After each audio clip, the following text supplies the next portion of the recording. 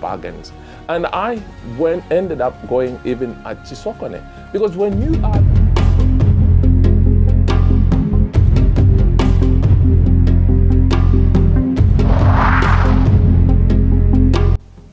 good morning, good afternoon, good evening, wherever you are watching me.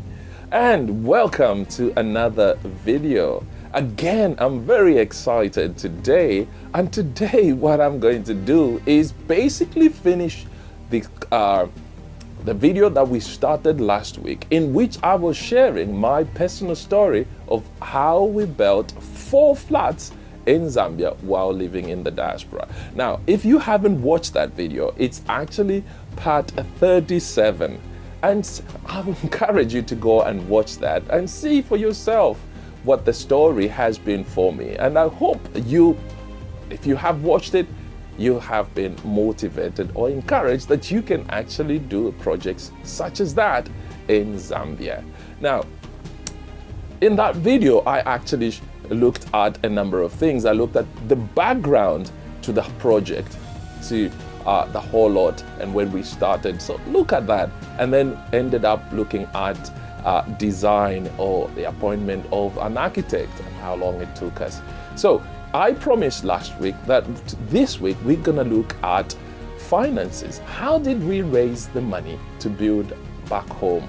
And then we'll look at construction, what strategies we adopted, procurement of materials, and finally, obviously, finishing up the works. And I will conclude from there. And I'm hoping that we should be able to get all this in today's video so that we can move on. Now, before I just move on, please remember to hit that like button, subscribe, and smack that bell. It really is important that you support us that way. You support us that way so that we can continue to do what we are doing.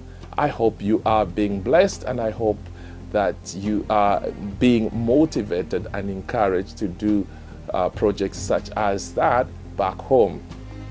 One thing that I will remind everyone that has been watching How to Build in Zambia while living in the Diaspora series, you will realize that I've actually been sharing most of the topics, most of the things that I've been encountering as I've been developing, as I've been building back home. You know, maybe it might have not come as obvious as it might be, but I think if you go to part 1, at the end of that video, I actually said that I've actually been on this journey before. But this time around, I'm actually sharing my personal stories, the challenges that we encountered. And so here we go. Now, today I'm going to look at finances. How did we raise the money to build back home? And again, to complement this section of this video, if you go to part 34, I talked about a number of ways you could raise money to build back home. And hey, please find time to read, to watch that. I think it is quite interesting. But personally, how we raise the money to build the flats, I think I've shared again in one video where I said we didn't actually have all the money required to build the whole building. We did not wait until we had all the monies. We had saved a little bit of money, but certainly not the whole lot. And so that enabled us and gave us the confidence to actually move on. Now, when we started building, we had a little bit of savings, and I wasn't thinking of actually building until I was actually told by my brother in marriage, family back home, to say we need to subdivide, and instead of using ifikopa, the timber fence, to subdivide, we needed to put a block work to subdivide it. And so my brother in marriage started working on that and helping me. And so in 2 weeks' time, that was finished. And I was like, how much did it cost? It costed us just below £1,000. And I was like, what? I thought that was going to cost a lot of money. Now, remember, that is 2018, and the exchange rate at that point was about 12 kwacha to a pound. So, you know, it's a long wave to compared to where the kwacha is to a pound. But that's what it was then. So kwacha was quite strong. So I looked at that and I was like, wow, this can be done. This can be done. And that's how I got the motivation. And so the strategy was, I'm going to try and combine this, was to build in stages. So the savings that we had enabled us to continuously keep on building. And the second thing that we did is we actually borrowed a little bit of cash to basically complete the building.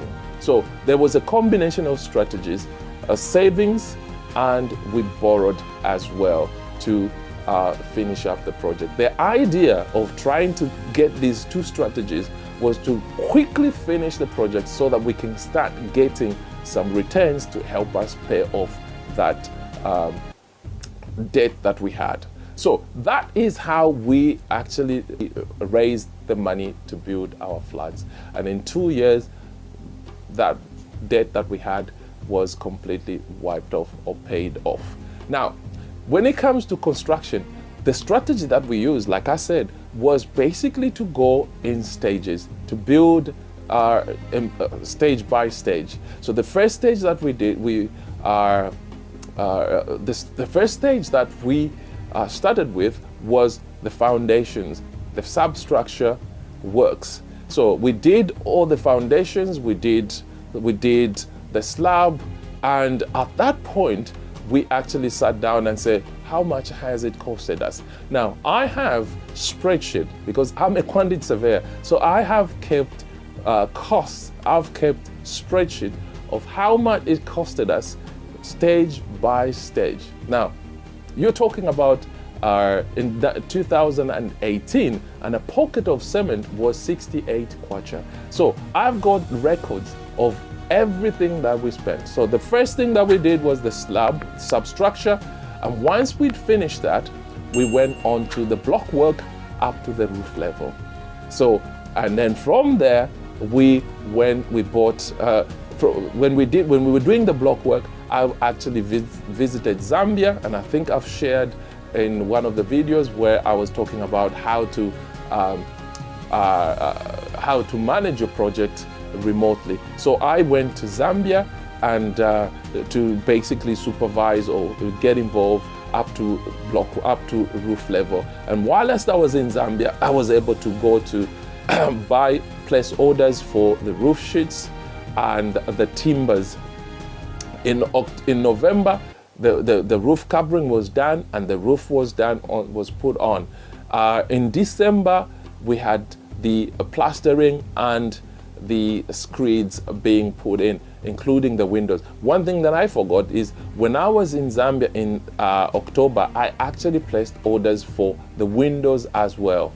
So that by the time the roof is all done, we can secure the place by basically putting doors and lock or have somewhere where we can store materials on site. So that's what we did. So again, in the following year, in 2019, I went to Zambia, and in January to February, I had 10 days.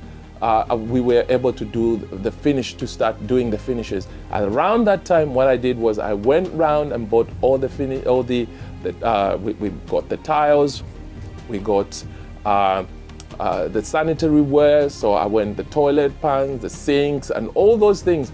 Went and bought those things from hardware shops and all the pipe work. Now, so in terms of materials, what we had to do was I had to look for bargains, and I ended up going even at Chisokone, because when you are looking at building, you have to look at the quality of the materials, you have to look at the cost. I had to watch the budget, and that's the reason why I had this spreadsheet, which basically will show stage by stage how much it costed us. So I went, in terms of materials, I bought all the materials from hardware shops around Kitwe, and some of the materials such as PVC pipes, I bought those from Chisokone Market.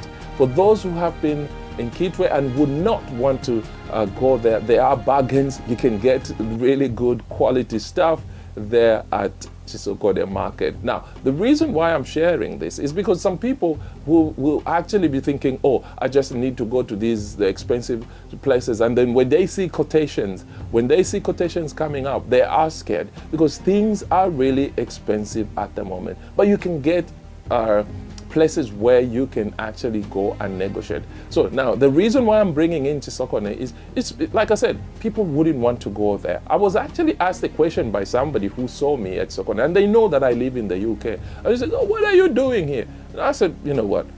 I don't have, I'm not scared to go anywhere. I'm a Zambian, proud Zambian, and that is part of our growing up. So I went there and bought some materials. And I bought materials from all kinds of places, from all kinds of hardware shops. I was able to walk from one end to the another end of Kitwe just to make sure that I get those bargains, that I get good prices, but for good quality materials.